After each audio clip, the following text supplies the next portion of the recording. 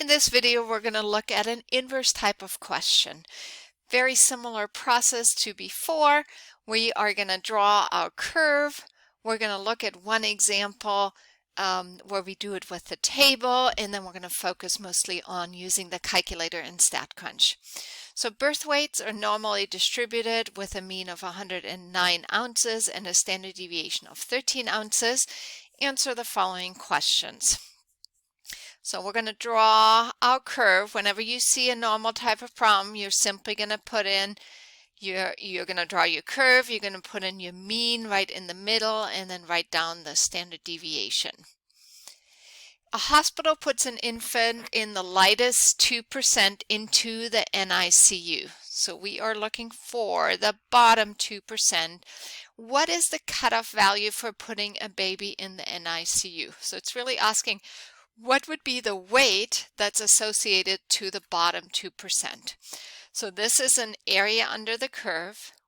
We're looking at the bottom 2%, so we're going to write it at 0.02.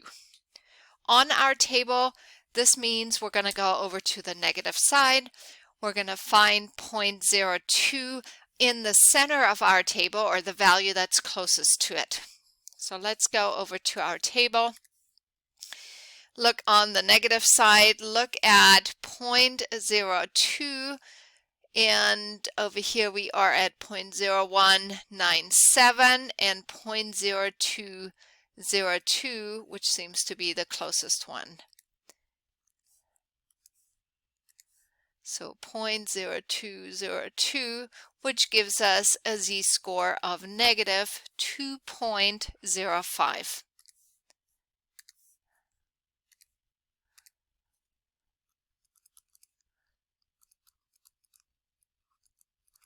So again, over here, we would, when we're finding z-scores, we're actually converting our values to a standard normal distribution.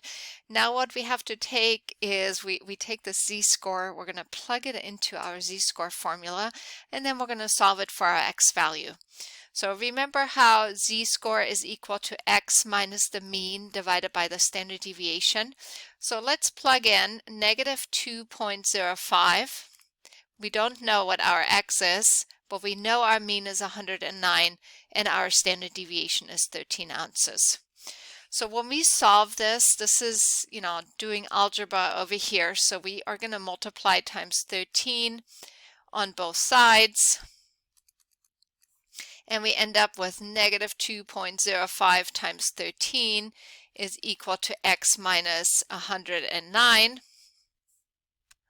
So we have negative 26.65 equals x minus 109, and then we're going to add 109 on both sides,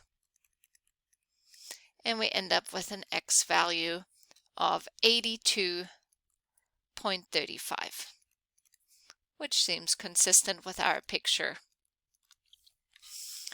However, the easier way to do this calculation, again, would be using our inverse norm function.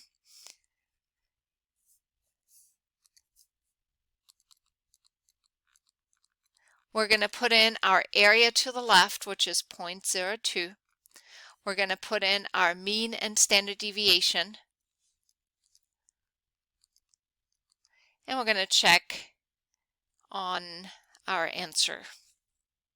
So second, vars will take us to the distribution menu. Inverse norm is the option we would choose.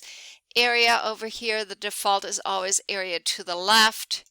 Again, if you have a newer calculator, you actually can choose whether it's left, right, or middle.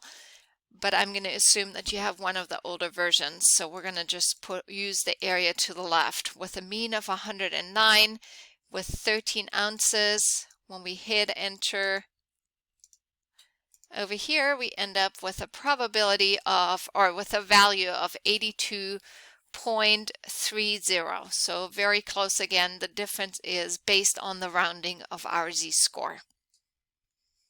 For our next example, we're going to go straight to the calculator. And over here, we're looking for the 95th percentile. And percentiles are always gives the percent at or below a certain number. So we are looking at what value has 95% at or below that value. So we're going to shade most of the curve, and it's going to be 0.95 below that value.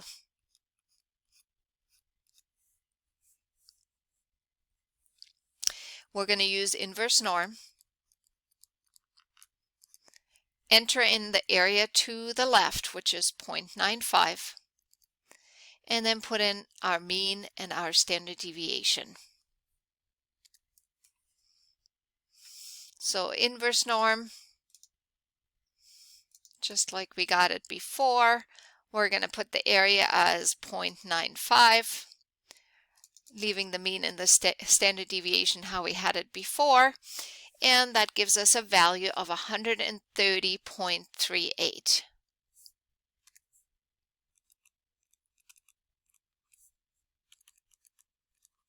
And that's consistent with our picture. So you can see it's very straightforward to do that.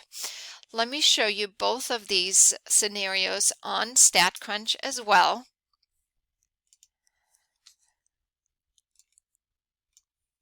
Okay, so the bottom was looking for, or the first question was looking for the bottom 2%. So we're going to go back to standard over here.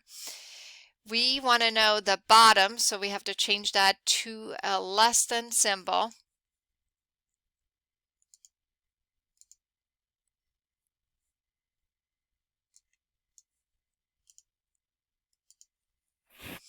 And this time we are putting the probability of 0.02 over on the left. Again, let's change it to a less than symbol over here. We're going to compute, and okay, our mean was 109 and our standard deviation was 13.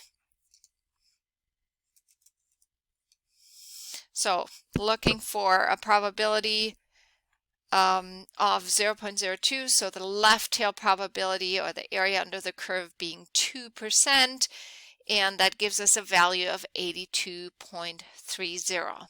Second scenario was looking for the 95th percentile, so this time we are shading 95% of the curve to the left, and that gives us a value of 130.38. Let's look at the next question, which is looking at the heaviest 10%. So drawing our picture here again, heaviest 10% means the top 10%. And if we're using inverse norm, remember we need the area to the left, which is 1 minus 0.1 or 0.9.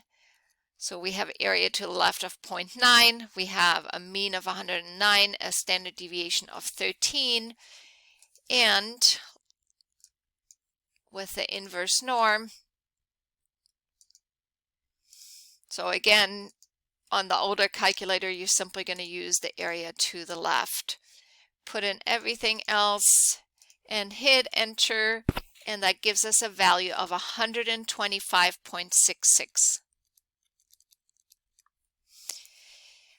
On StatCrunch, we can use the upper tail probability. We can use the area to the right being 0.1.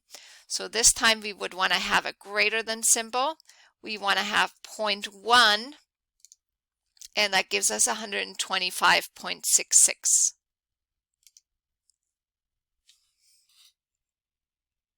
And then two more questions over here. Looking at the middle 80%.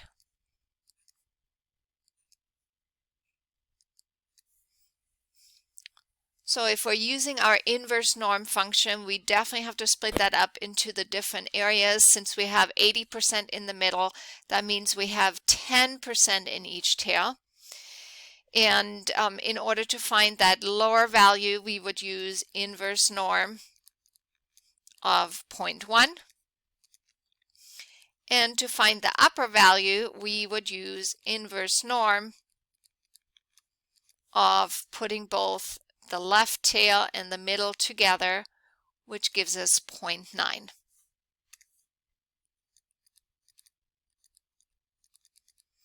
Now over here we definitely want to do both of those calculations separately on our calculator, since yes, we have the symmetry over the mean, but we don't have positive and negative values like we had with a standard normal distribution.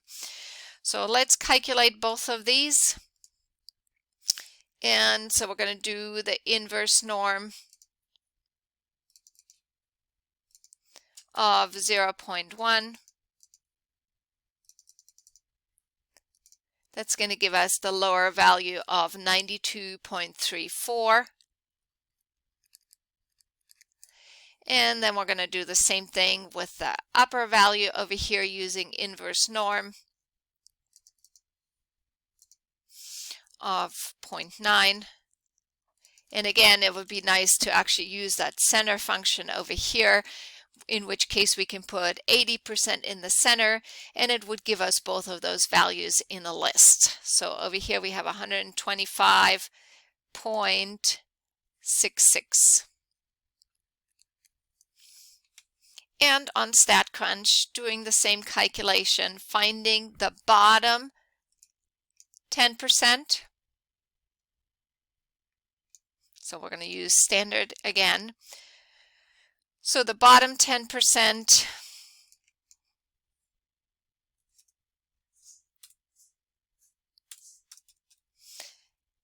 gives us a value of 92.34.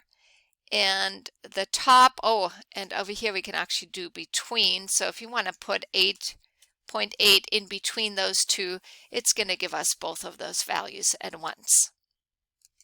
All right, and then the last question over here on our page is, what is Q3 for the distribution of baby weight? So this is where we want to go back and say, what was Q3 again?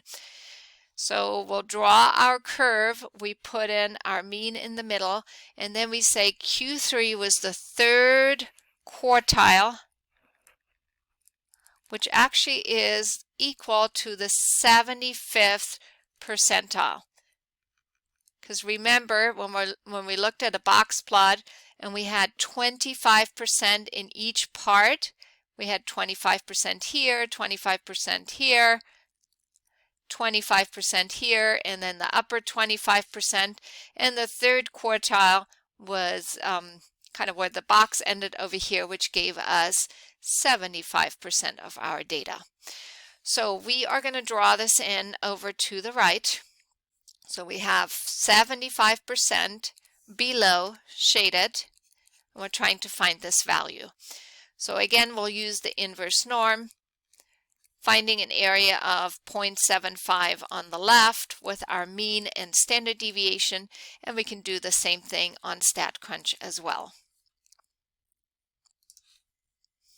So inverse norm of 0.75 gives us a value of 117.77. And looking at the same thing on StatCrunch, we're looking at the bottom 75%, and again that gives us 117.77.